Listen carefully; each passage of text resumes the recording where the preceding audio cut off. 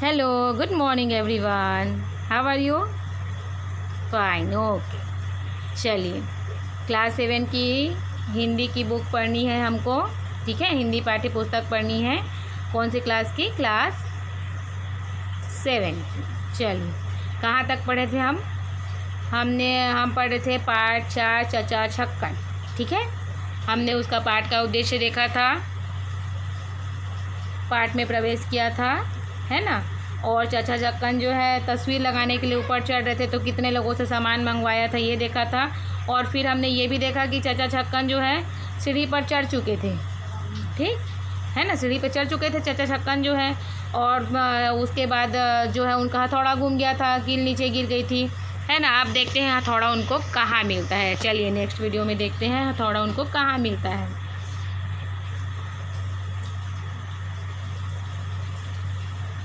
बड़ी मुसीबत से हथौड़े का पता चला।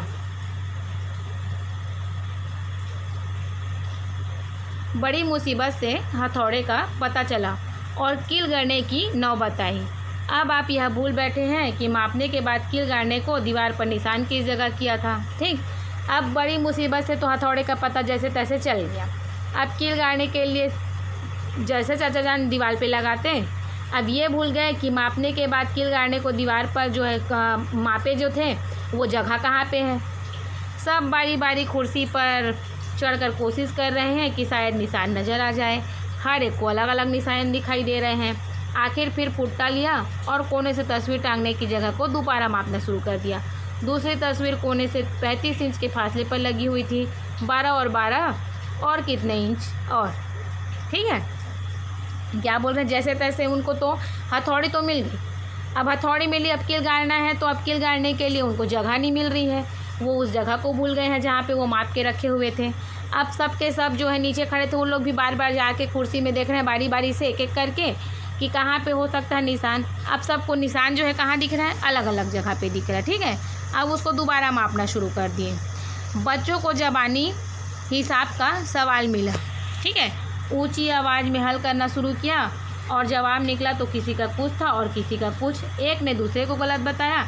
इसी तू मैं में सब भूल बैठे कि असल सवाल क्या था। अब वो जो जगह थी, जैसे इसमें बताया कि 12 और 12 क्या बोलते हैं 35 इंच के फासले पर लगी हुई थी। 12 और 12 और कितने इंच और क्या, ऐसे करके अब इस सवाल के जवाब को इतना होगा ऐसे करके सब बच्चे हिसाब रहे हैं सबके सब।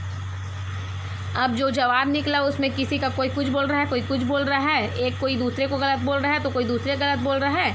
और इसी तरह तू गलत मैं सही तू सही मैं सही, ऐसे चक्कर में क्या कर डाले वो सवाल ही भूल गए उन लोग की। वो आखिर वो सवाल ही क्या था कि जो हम पूछ रहे थे, जो हमको बताना था, ठीक है। नए सिरे से माप लेने की ज़रूरत पड़ गई। नए सिरे से जो है माप लेने की ज़रूरत पड़ गई, ठीक है।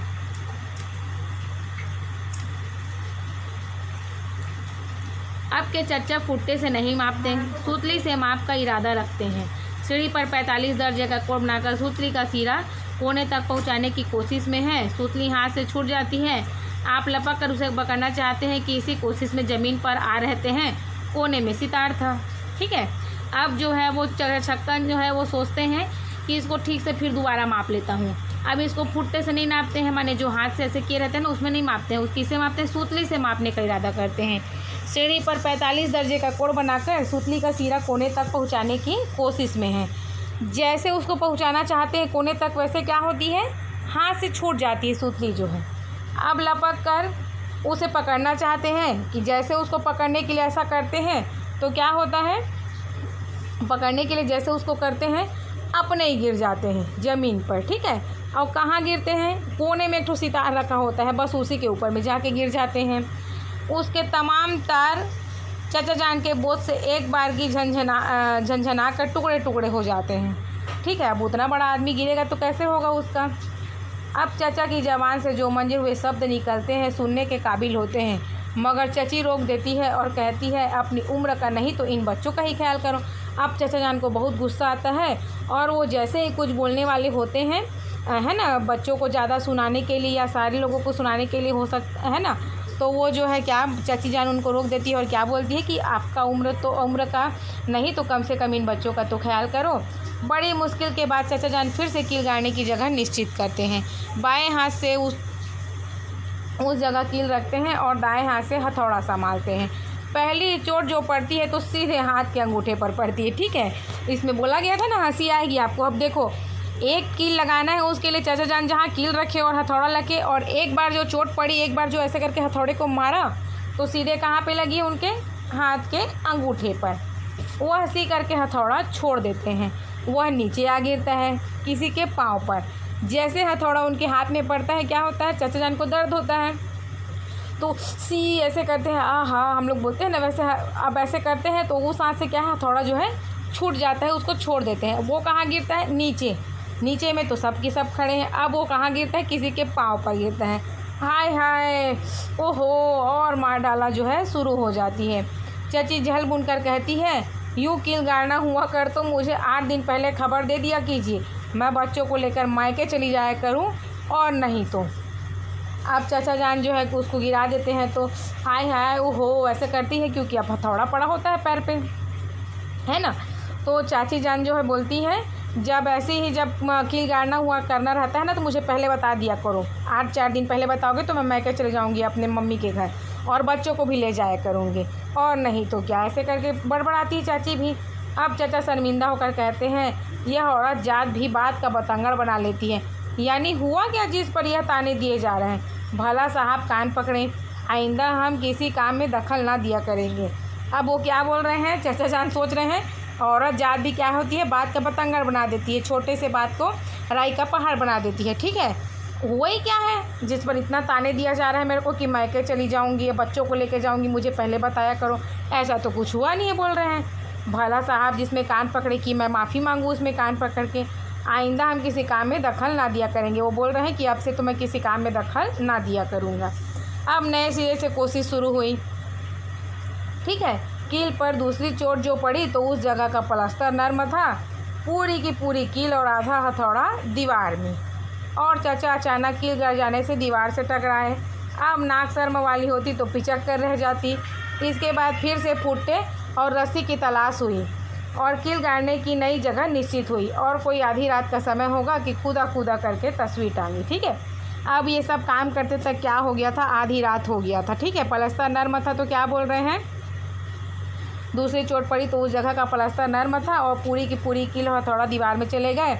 अचानक कील गड़ जाने से दीवार से जैसे कील दीवार में गड़ा, उसके बाद जो चाचा जान जो है क्या है, पिचक गए, उसमें उनका सिर जो है दीवाली में पड़ गया, ठीक है।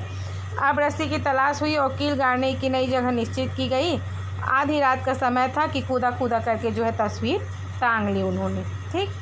वह भी कैसी टांगी, देखो, टेढ़ी मेढ़ी और इतनी झुकी हुई कि जैसे अब सिर पर आई कि तब सिर पर आई, ठीक है। चारों तरफ गज भर दीवार की यह हालत गोया चांद मारी होती रही है। चाचा के सिवाय बाकी सब थकान से चूर नींद में झूम रहे हैं। अब आधी रात हो गई थी, क्योंकि ये सब काम करते करते तो क्या हुई, चाचा जान के सिवाय जो है सबको थकान लगना शुरू हो गया, सब नींद में झूम रहे थे। अब आखिरी सीढ़ी पर धम्म से जो उतरे हैं तो कहारी गरीब के पाँव पर पाँव पड़ा। अब देखो, जब भी चाचा जान जो है नीचे उतरे सीढ़ी से तो किस में पाँव पड़ा बोल रहे हैं, किसी के पाँव के ऊपर। कहारी जो खड़ी थी ना, कहारी गरीब, उसके पाँव के ऊपर में पाँव पड़ा है। गरीब तड़प ही तो उठा, वो जो है पाँव जैसे धम्म से पड़ा तो क्या हुआ, उसको बहुत दर्द हुआ। चाचा उसकी चीख सुनकर जरा घबराए तो सही, मगर पल भर में दाढ़ी पर हाथ फेर कर बोले, इतनी सी बात थी, लग भी गई, लोग इसके लिए मिस्त्री बुलवाया करते हैं। आप चाचा जान क्या बोल रहे हैं, इतना कुछ हुआ और साधारण तरीके से क्या बोल रहे हैं, इतनी छोटी सी बात थी, लोग इसके लिए जो है मिस्त्री बुलवाते हैं, और हमने तो जो है पल भर में कर दिया, बोल रहे हैं, ठीक है।